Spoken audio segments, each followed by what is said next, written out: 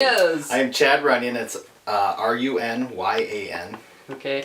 And your official title on this incident So I'm the is? Project Aviation Manager for the Isle Royale Heavy Lift project. Okay. And where are you from? I am a regional office employee for the Region 9 of the U.S. Forest Service.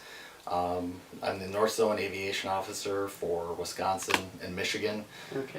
with a field office location of Cadillac, Michigan. Oh, wow. So did you have, what was difficult or is anything special about this project at all? Right off the top is the location. We have a logistics challenge ahead of us, I think would be the right answer. Being an island, yeah. Absolutely.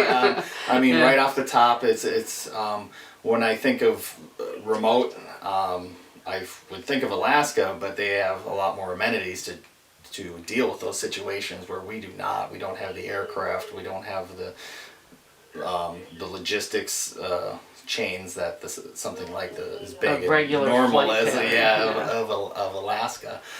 So when we're looking at getting aircraft here, there's regulations requirements by OAS, FAA to get aircraft over large bodies of water like this.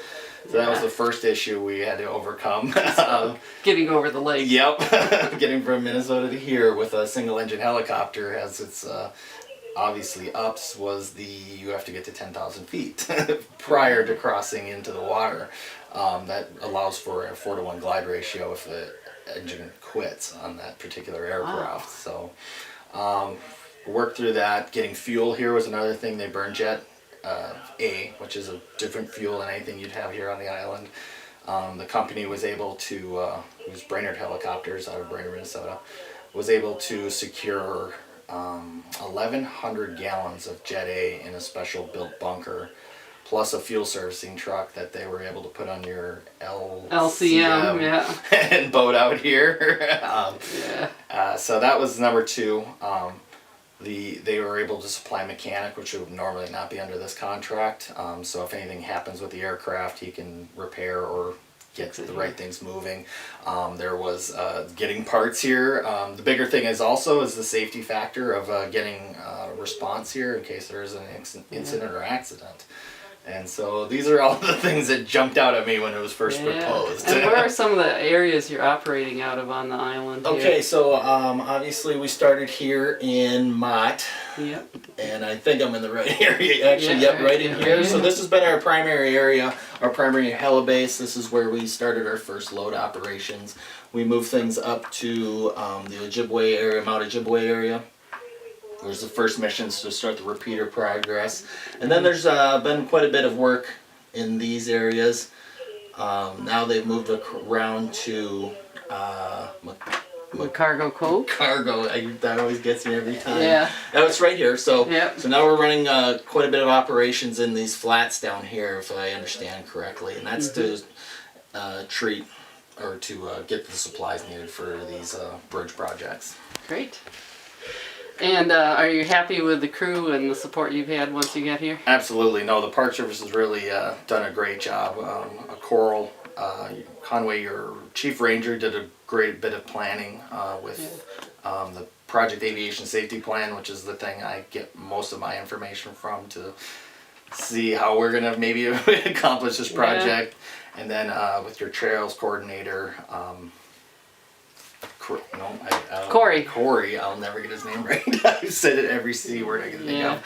Anyway, so Corey again made this logistics plan that looks like a nightmare on paper. I mean, if it was given, and it's not because it was written poorly or anything, it just looks like that's a lot of gear going to a lot of places. Yeah, it is. And once he broke it down, made it known to us and to where I could actually visualize it, it's falling into place right now beautifully.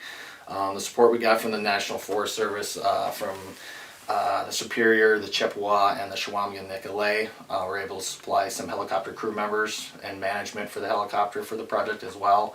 And they're integrating with the Trails program of the Park Service to get these loads together, fixed, get to the sites, unloaded, backhaul. It's we've got this machine that finally started to click in, and it's moving wonderfully right now. So That's really good news. Now, you Yeah. mentioned to me you're a third generation firefighter. That's true. Tell me about that. So my grandfather was part of the Works Project Administration back in the early 30s. And Okay. of course, in the northern Minnesota area, that was a big mainstay of their job in the spring was the firefighting duties. So back when it was wet burlap bags and dungarees, he was a firefighter. And then my father also worked for the Forest Service when he Okay. was a young man out of the Walker Ranger District where I started too, and then he went on to the military and then I decided one day that after a small discussion with who would be my future FMO that Yeah. I'm gonna try this firefighting thing. Well, And fantastic. my parents were not impressed. They weren't, No, they were upset. Are they okay with that? Oh now? yeah, absolutely. They're more happy that I moved on out of aircraft as a primary position and as Yeah. more of a desk person. Yeah, it's really challenging. Well, I can hear the helicopter Yep. overhead. I bet you need to probably move on to other things. Yes, and oh, absolutely. This Thank has you been for great. your job. No problem. Thanks.